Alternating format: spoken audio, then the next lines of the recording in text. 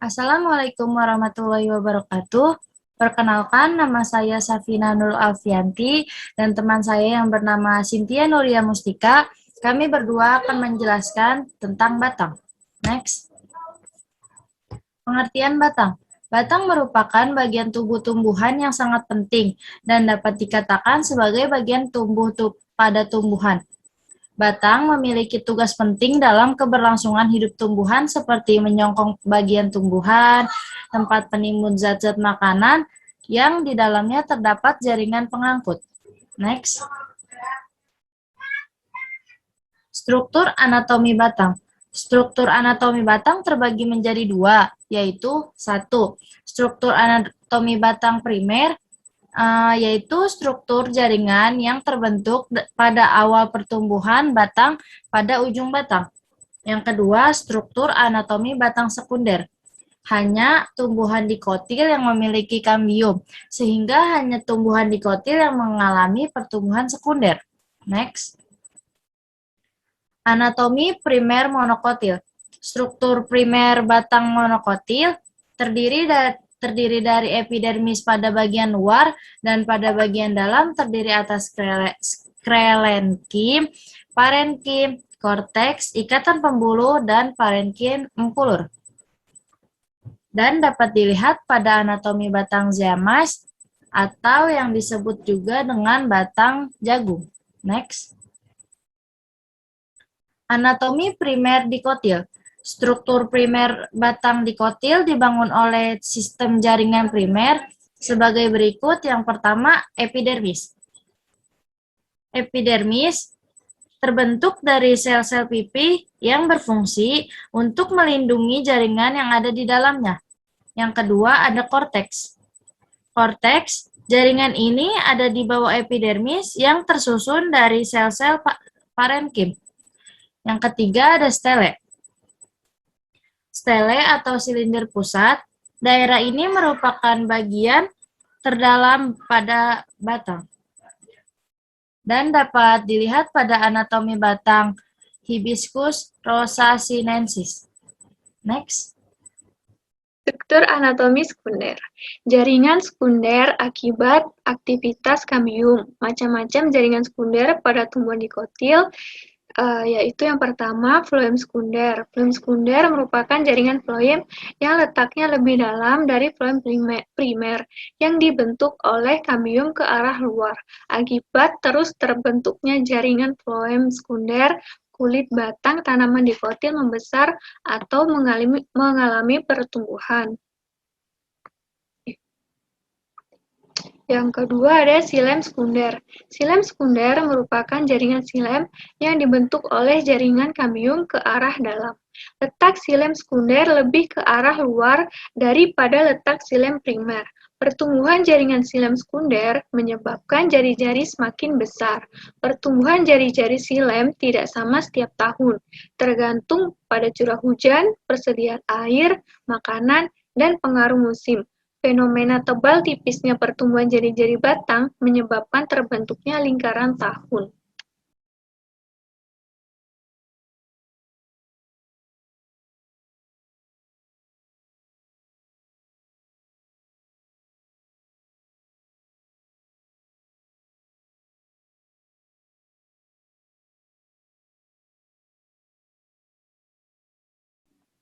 Nah, selanjutnya ada anomali batang. Bentuk pada batang tumbuhan umumnya normal, namun sering dijumpai struktur yang aneh pada beberapa tumbuhan. Struktur aneh ini beragam. Keadaan tersebut dinamakan anomali. Nah, anomali merupakan keadaan umum pada tumbuhan Angiospermae. Anomali pertumbuhan sekunder pada tumbuhan dikotil. Yang pertama, posisi animal kambium. Batang yang masih muda kambiumnya dipisahkan oleh rigi atau lekukan, sehingga bentuknya berbenjol-benjol seperti pada Tinonia scandes. Contoh lain adalah terjadi pemisahan dari batang dengan berkas-berkas yang berada pada posisi yang sama. Anomali tersebut terjadi pada Serrania ictyoktana. Anomali yang lain adalah parenkim dalam silem dan floem jumlahnya lebih banyak. Anomali ini terjadi pada Bauhinia Langsdorffiana. Yang kedua, kelakuan abnormal pada kambium normal. Nah, pada kambium yang normal, posisi silem akan membentuk alur. Namun, ketika terjadi kondisi abnormal, maka posisi silem dan floem tersebar tidak teratur. Misalnya pada bigonia, kelakuan abnormal yang lain adalah silem yang terpotong-potong, misalnya pada Aristolochia.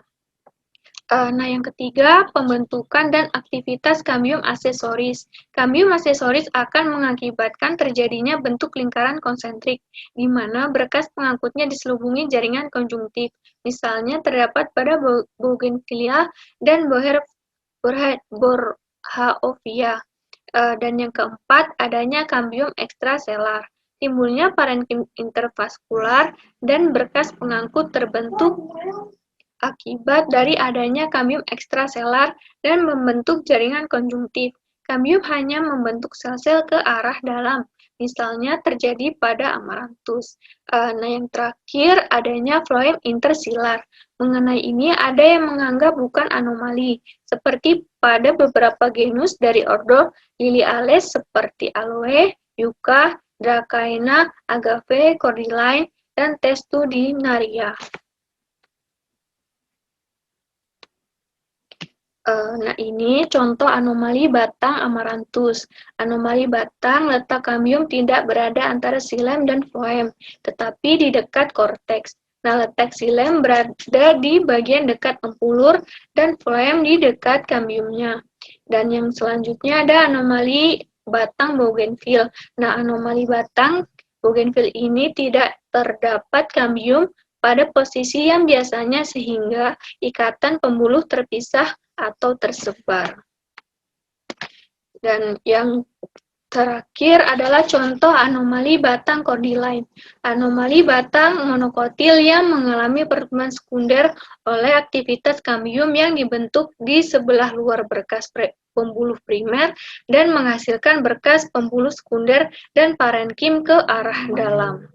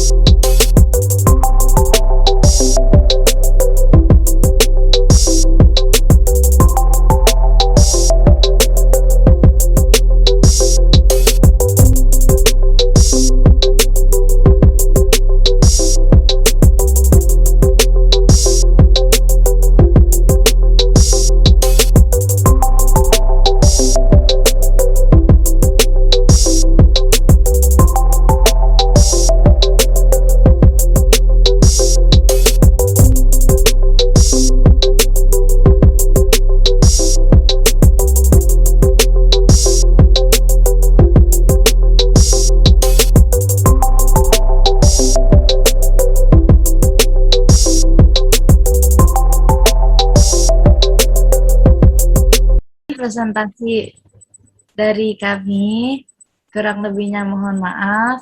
Assalamualaikum warahmatullahi wabarakatuh.